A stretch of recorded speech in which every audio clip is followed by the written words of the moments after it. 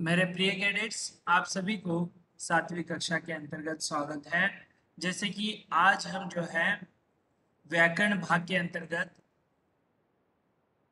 प्रत्यय का अध्ययन करेंगे, जिसे हम सफिक्स कहते हैं, यानी जो मूल शब्द के शब्दांश के अंत में लगकर जो है शब्द में जो है परिवर्तन ला देता, अर्थ में परिवर्तन लाता, उसे हम प्रत्यय कहते हैं। ठीक है, तो किस तरह प्रत्यय की परिभाषा है और किस तरह ये जो है इसका प्रयोग करते हैं, ये आपको ध्यान में रखना है कि शब्दांश जो है जो आगे लगेगा वो उपसर्ग है।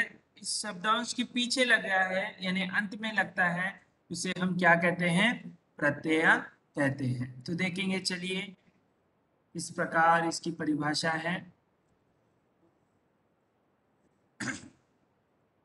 जो शब्दांश मूल शब्द के अंत में लगकर, जो शब्दांश जो है मूल शब्द यानी जो शब्द होता है उस मूल शब्द के अंत में लगकर, यानी जो है उसके बाद जो है लगता है, या अंत कह लीजिए, अंत में लगकर उनके अर्थ में परिवर्तन या विशेषता ला देते हैं।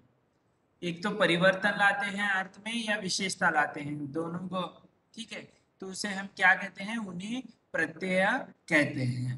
तो आपको परिभाषा समझ में आई है, तो अब हम जो है थोड़ा बहुत इसके उदाहरण देख लेंगे। जैसे देखिए, यहाँ पर राहुल पढ़ाई कर रहा है। ठीक है, राहुल पढ़ाई कर रहा है। पढ़ जो है शब्दांश है, उसमें आई नामक प्रत्यय जो है जोड़ने से शब्दांश है, ये भी आई जो है ये प्रत्यय शब्दांश है। ठीक है, प्रत्यय कहलाता है। पर ये मूल शब्दांश में जो है आई जोड़ने से, ठीक है, प्रत्यय जोड़ने से जो है यहाँ पर हमें क्या दिखाई देता है? पढ़ाई शब्दांश में जो है अर्थ परिवर्तन हुआ है, ऐसे आपको दिखेगा। ठीक है, उसी प्रकार आगे बढ़ते हैं। चित्रकार सुंदर चित्र बना रहा है। चित्रकार जो है सुंदर चित्र बना रहा है। तो यहाँ पर चित्रकार पर हमने क्या है? रेखांकित किया है।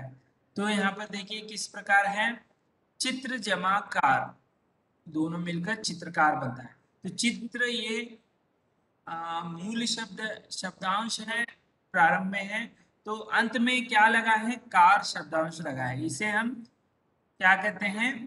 प्रत्यय कहते हैं। ठीक है, तो ये मिलकर क्या हुआ? चित्रकार बन गया। तो देखिए, हिंदी में प्रत्यय के दो भेद होते हैं। हिंदी में कितने भेद हैं? दो भेद हैं। देखिए, पहला है कृत प्रत्यय और तद्धित प्रत्यय। कृत प्रत्यय और तद्धित प्रत्यय, तो एक एक करके हम अध्ययन करेंगे।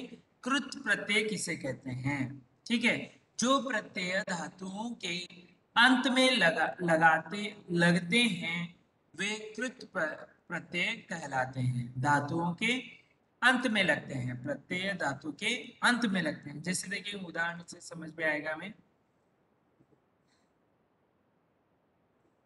मूल शब्द, देखिए यहाँ पर तीन भाग बनाए हुए हैं।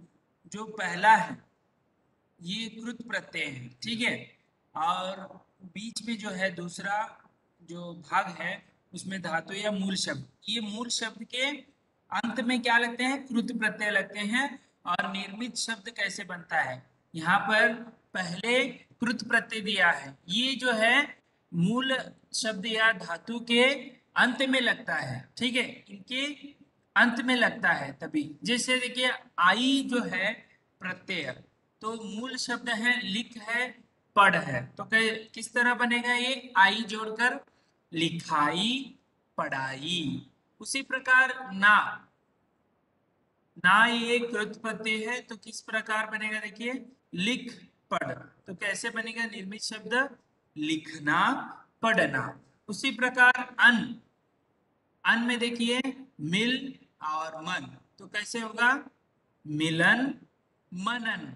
इस तरह जो है शब्द बनते हैं। उसी प्रकार आ कृत प्रत्यय से देखिए, जैसे सुख, जाग, भूल, ये जो है मूल शब्द है या धातु कह लीजिए। इसके अंत में जो है आ कृत प्रत्यय लगने से क्या होता है, देखिए जैसे सूखा, जागा, भूला। ठीक है। उसी प्रकार आवट, आवट जो है इससे मूल शब्द है देखिए लिख, मिल, रुक। ये जो है मूल शब्द, इसमें आवट जोड़ने से क्या होगा देखिए, लिखावट, मिलावट और रुकावट। उसी प्रकार आवा जो है मूल शब्द है बोल, छल। तो इसे आवा जोड़ने से क्या होगा देखिए, प्रत्यय को बुलावा, छलावा। ई से देखिए बोल, हंस, जैसे बोली, हंसी।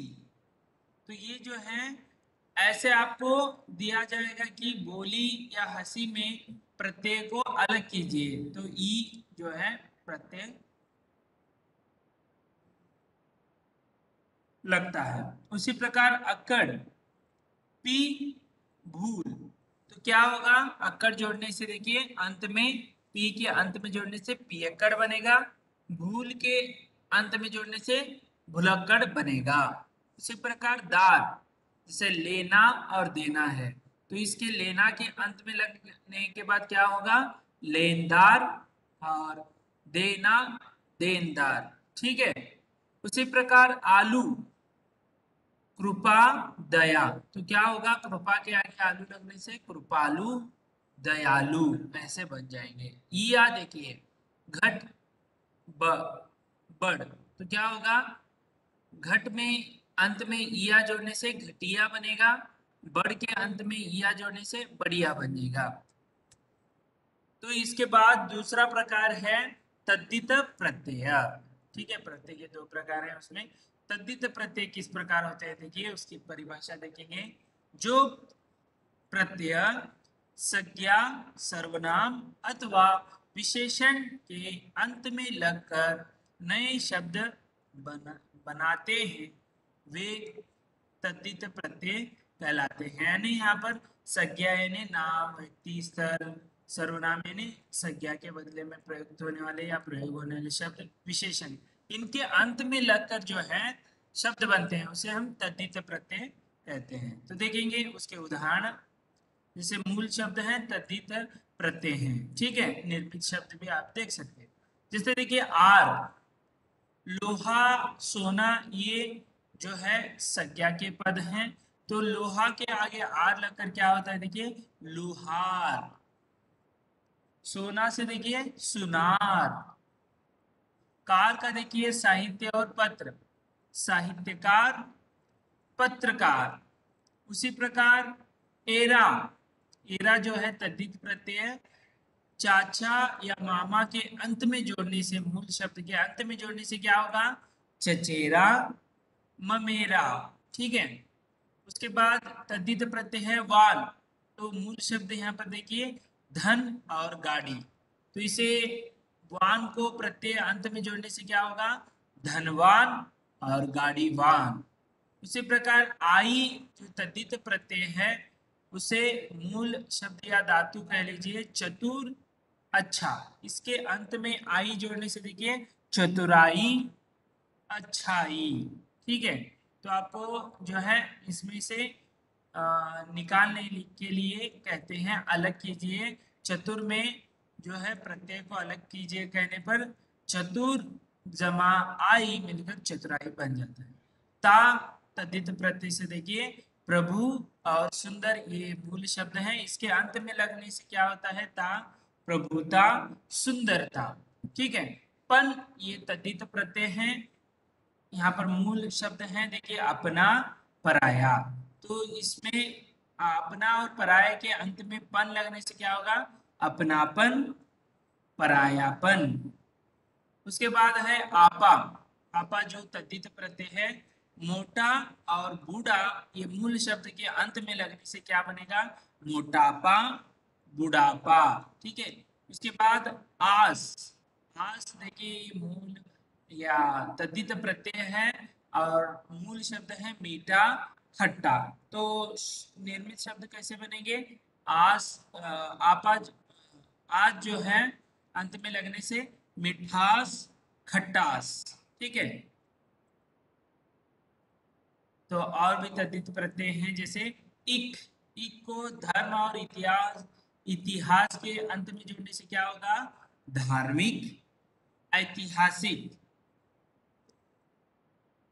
उसके बाद ईला जो प्रत्यय तद्धित प्रत्यय है, उसे रंग और चमक के अंत में जोड़ने से क्या होगा? एक रंगीला और दूसरा है चमकीला। ठीक है, ई, दीर्घ वाली ई है, यहाँ पर गुलाब व धन मूल शब्दों के अंत में जोड़ने से क्या होगा? गुलाबी और दूसरा है धनी। उसी प्रकार ईन, ईन जो तद्धित प्रत्यय है, रंग और नमक के अंत में जो है, मूल शब्द के अंत में जोड़ने से क्या होगा? रंगीन, नमकीन।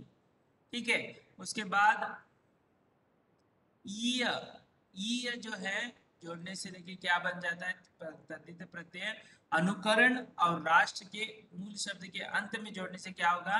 अनुकरणीय, राष्ट्रीय। ठीक है, उसके बाद आनी, आनी जो है तद्धित प्रत्यय को देवर और जेठ मूल शब्द के अंत में जोड़ने से क्या होगा? देवरानी, जेठानी। ठीक है, उसके बाद ऐला, कसा और विष के अंत में लगने से मूल शब्द क्या बनेगा? देखिए, कसैला, विषैला। ठीक है, उसके बाद वान। ठीक है, वान जोड़ने से क्या होगा? देखिए, पुत्र और रूप मूल शब्द के अंत में जोड़ने से क्या होगा? देखिए, जैसे पुत्रवती, गुणवती। क्षमा कीजिए, पुत्रवान और रूपवान बन जाएगा। ठीक है, उसके बाद देखिए वान हो गया, वती देखिए अभी, पुत्र और गुण, इसके अंत में वती प्रत्यय जोड़ने से क्या बनेगा?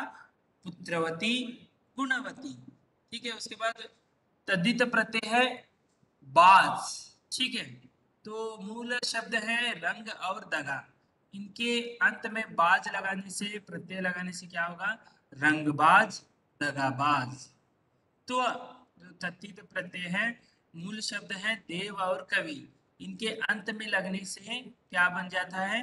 देवत्व, कवित्व। यहाँ पर देखिए उपसर्ग और प्रत्यय में अंतर, उपसर्ग और प्रत्यय में अंतर जो हमने उपसर्ग पढ़ा है, तो प्रत्यय और उपसर्ग में अंतर क्या है, इससे हमें पढ़ने में आसानी होती है। उपसर्ग और प्रत्यय दोनों ही शब्दांश है। ठीक है, उपसर्ग और प्रत्यय दोनों ही शब्दांश हैं, दोनों का स्वतंत्र रूप से कोई अस्तित्व नहीं है, क्योंकि ये प्रत्यय उपसर्ग जब शब्दांश के, मूल शब्दांश के अंत या पहले या अंत में जोड़े जाते हैं, तभी तो इसका अर्थ बनता है, तब तक ये अस्तित्व में नहीं होते। उपसर्ग और प्रत्यय में मूलभूत अंतर यह है कि उपसर्ग शब्द के आरंभ में लगकर उसके अर्थ में परिवर्तन लाते हैं, जबकि प्रत्यय शब्द के अंत में जुड़कर नए शब्द का निर्माण करते हैं। इतना ही अंतर है, उपसर्ग आरंभ शब्द के आरंभ में लगते हैं और प्रत्यय शब्द के अंत में लगते हैं। जैसे यहाँ पर उदाहरण दिया है उपसर्ग का, ना जमा लायक, नालायक, जो ना है ये उपसर्ग है। उसी प्रकार खाने जमा वाला, खाने वाला, वाला जो है प्रत्यय है, जो अंत में मूल शब्द के अंत में लगा है। इस तरह आपको समझ में आया होगा कि उपसर्ग किसे कहते हैं और प्रत्यय किसे कहते हैं। उसके बाद देखिए उपसर्ग प्रत्यय एक साथ कैसे प्रयोग करते हैं। देखिए जैसे कुछ शब्दों में उपसर्ग और प्रत्यय एक साथ जुड़कर नया शब्द बनाते हैं। जैसे मूल शब्द है मान जमा उपसर्ग। ठीक है, मान जमा उपसर्ग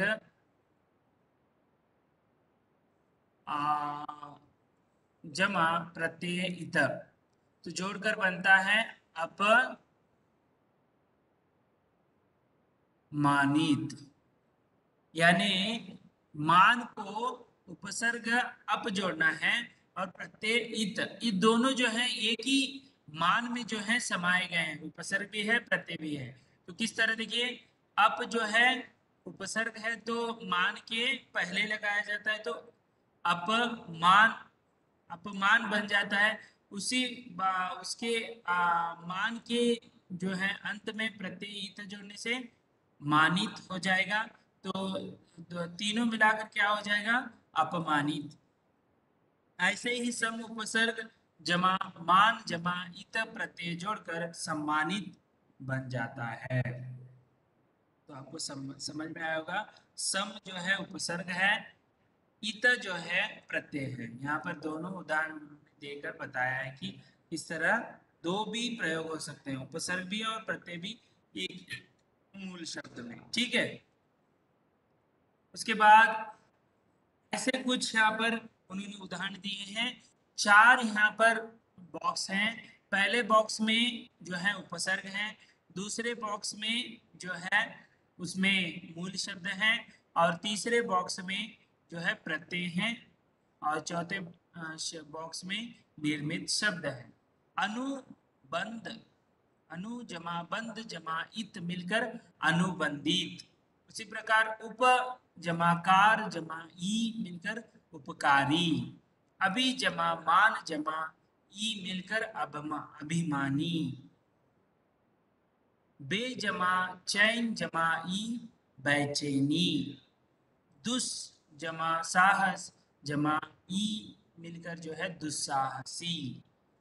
उसी प्रकार अप जमा मान जमा इत मिलकर अपमानित। इस तरह शब्द जो है यहाँ पर पहले और तीसरे में देखिए, पहले में उपसर्ग है, तीसरे में जो है प्रत्यय, दोनों मिलकर जो है शब्द बनते हैं।